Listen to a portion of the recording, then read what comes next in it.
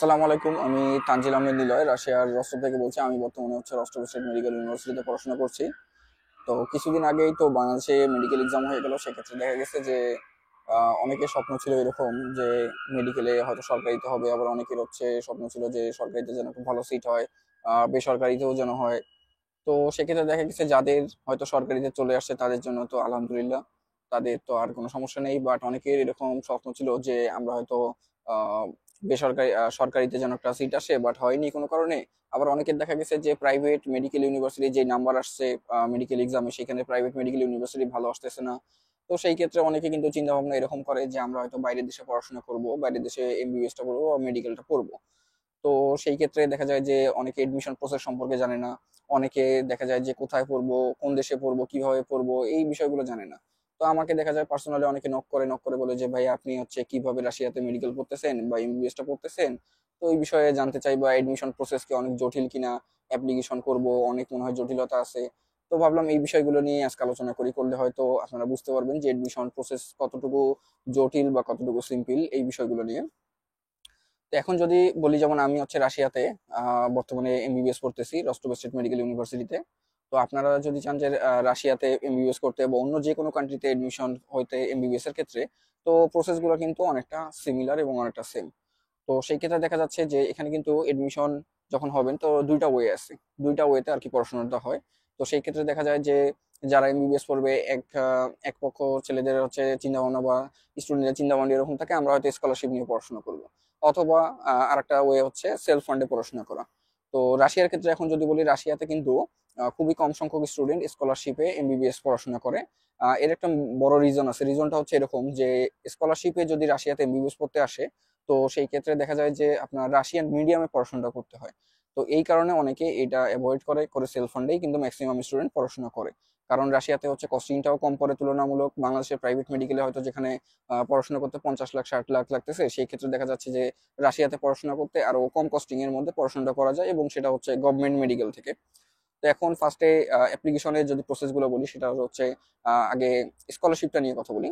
তো স্কলারশিপের ক্ষেত্রে বাংলাদেশের রাশিয়ান হাউস আছে, সেই হাউসে গিয়ে আপনাকে ফার্স্টে অ্যাপ্লাই করতে হয় যে আমি রাশিয়াতে এমবিবিএস এর জন্য স্কলারশিপ চাচ্ছি।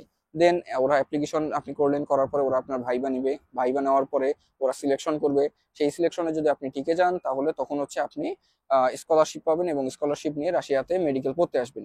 বাট এখন এখানে সমস্যাটা হচ্ছে এরকম যে যখন স্কলারশিপ নিয়ে পড়তে আসবেন, আপনার ফার্স্টে 1 বছর টোটালি রাশিয়ান ভাষা শিখতে হয়, ঠিক আছে। দেন রাশিয়াতে কিন্তু মেডিকেল হয় 6 বছরের। তো 1 বছর ভাষা শিখলেন, দেন 6 বছর, পরবর্তী 6 বছর কিন্তু আপনাকে রাশিয়ান মিডিয়ামে পড়াশোনা করতে হয়। তো যেটা আর কি অনেকটা কঠিন হয়ে যায়, যেহেতু আমরা ছোটবেলা থেকে বাংলা মিডিয়ামে পড়াশোনা করি। তো ইংলিশ যদি হয়তো, ইংলিশের ক্ষেত্রে কিন্তু আমাদের সমস্যা নেই, ইংলিশে আমরা এমবিবিএস করতে পারি, সমস্যা নেই। বাট যখনই এটা রাশিয়ান মিডিয়ামে হয়, তখন স্টুডেন্টরা যে প্রবলেমটা ফেস করে সেটা হচ্ছে যে একটা নতুন ভাষা শিখতেছে, নতুন ভাষা শেখার পরে দেখা যাচ্ছে ওই ভাষাতে পড়াশোনা করাটা কিন্তু অনেক কঠিন হয়ে যায়। এখন যদি সেলফ ফান্ডের বিষয়ে কথা বলি, যে সেলফ ফান্ডে কিভাবে অ্যাপ্লিকেশন করবেন বা প্রসেস গুলা কি কি, প্রসেস কি অনেক জটিল কিনা, না প্রসেস অনেক জটিল না। রাশিয়াতে এমবিবিএস পড়ার ক্ষেত্রে আপনারা যে প্রসেস গুলো আছে অনেক সিম্পল প্রসেস, অনেকে জানে না জন্য ভাবে যে অনেক হয়তো জটিল প্রসেস। তো যখন আপনি সেলফ ফান্ডের জন্য অ্যাপ্লাই করবেন, সেলফ ফান্ডে পড়াশোনা করবেন, নিজের খরচে পড়াশোনা করবেন। তো ফার্স্টে কস্টিং এর বিষয়টা বলে হয়তো ভাবতেছেন যে কস্টিং হয়তো অনেক বেশি না। যেখানে হয়তো বাংলাদেশের একটা প্রাইভেট মেডিকেলে পড়াশোনা করতে আপনার দেখা যাবে যে 50 লাখ 60 লাখ চলে যাচ্ছে, সেইখানে রাশিয়াতে একটা ভালো মিডিয়াম লেভেলের বা ভালো লেভেলের একটা গভর্নমেন্ট মেডিকেলে পড়াশোনা করতে আপনার সর্বোচ্চ 30 লাখ 35 লাখ এরকমই লাগে, ঠিক আছে। তো এখন আসি অ্যাপ্লিকেশন প্রসেসটা। তো অ্যাপ্লিকেশন প্রসেসের জন্য যে খুব জটিল তা না। আপনার ফার্স্টে আপনার যে এসএসসি ইন্টারের যে সার্টিফিকেট, মার্কশিট এবং পাসপোর্ট আছে, এই 5টা ডকুমেন্ট দিয়েই আপনার অ্যাপ্লাই করতে হয়, ঠিক আছে। অ্যাপ্লাই করলেন ইউনিভার্সিটিতে অ্যাপ্লাই করতে এরকম না যে টিউশন ফি অ্যাডভান্স আগে পে করতে হয়, এমনটা না। আপনি অ্যাপ্লাই করতে যেই কস্টিংটা গেল, আপনি অ্যাপ্লাই করলেন, অ্যাপ্লাই করার পরে আপনার যখন অফার লেটার, ইনভাইটেশন লেটার এগুলো চলে আসলো, তখন আপনার যে একাডেমিক যে সার্টিফিকেট, মার্কশিট গুলো আছে এসএসসি ইন্টারের, দেন পাসপোর্ট আছে, দেন আপনার বাংলাদেশে মেডিকেল করাইতে হয়, মেডিকেল টেস্টের রিপোর্ট, তারপরে আপনার যে ইউনিভার্সিটি থেকে অফার লেটার, ইনভাইটেশন লেটার দিছে, এগুলো সব নিয়ে আপনি গুলশান 2 এম্বাসি আছে বাংলাদেশের, রাশিয়ান এম্বাসি আছে ওখানে। তো ওই রাশিয়ান এম্বাসিতে চলে যাবেন, যাওয়ার পরে ওখানে আপনার ইন্টারভিউ হবে। ইন্টারভিউ খুব জটিল যে এমনটা না, ইন্টারভিউ অনেক সিম্পলি হয়। ইন্টারভিউ আপনার সম্পর্কে, আপনার ফ্যামিলি সম্পর্কে, তারপর আপনার বাবা কি করে, মা কি করে, তাদের ইনকাম সোর্স কিরকম, আপনি এইগুলো কোশ্চেনই করে, ঠিক আছে, সিম্পল কোশ্চেন করে। তো এই কোশ্চেন গুলো করার পরে দেন হচ্ছে যখন আপনার ভিসা হয়ে গেল, আপনি ভিসা হাতে পেলেন, তখন হচ্ছে আপনি ফ্লাই করে রাশিয়াতে চলে আসবেন। আসার পরে আপনার ইউনিভার্সিটির যে কস্টিংটা, সেই কস্টিংটা আপনি ইউনিভার্সিটিতে দিয়ে দেবেন। ফার্স্ট ইয়ারের ক্ষেত্রে আপনার হচ্ছে 1 বছরের পুরো কস্টিংটা দিতে হয়। দেন সেকেন্ড ইয়ার থেকে 6th ইয়ার পর্যন্ত আপনার হচ্ছে সেমিস্টার ওয়াইজ আপনি এটা পে করতে পারবেন। তো প্রতি বছর হচ্ছে 2টা করে সেমিস্টার হয়, সেক্ষেত্রে দেখা গেছে যে আপনার যে কস্টিংটা পড়তেছে আপনি অর্ধেক অর্ধেক করে পে করতে পারবেন। আবার হচ্ছে কোনো কোনো ইউনিভার্সিটিতে এমনও সিস্টেম আছে যে আপনি প্রতি 3 মাস অন্তর অন্তর টিউশন ফিটা দিতে পারবেন। আমাদের দেশে যেমন যখন আমরা হচ্ছে একটা প্রাইভেট মেডিকেলে পড়তে যাই, পড়তে গেলে কি হয়, আমাদেরকে প্রথমেই হচ্ছে 20 লাখ, 25 লাখ, 30 লাখ টাকা কিন্তু আগে দিতে হয়। বাট রাশিয়াতে এরকমটা না। রাশিয়াতে ফার্স্ট ইয়ারে হয়তো দেখা যাবে আপনার সর্বোচ্চ খরচ 8 লাখ, 10 লাখ এরকমই পড়বে অ্যারাউন্ড। দেন হচ্ছে আপনার প্রতি বছর হয়তো যদি একটা মিডিয়াম রেঞ্জের মধ্যে ভালো ইউনিভার্সিটি সিলেক্ট করেন, তাহলে সেই ক্ষেত্রে আপনার প্রতি বছর দেখা যাবে 4 লাখ বা 4.5 লাখ টাকা করে কিন্তু খরচ যাবে।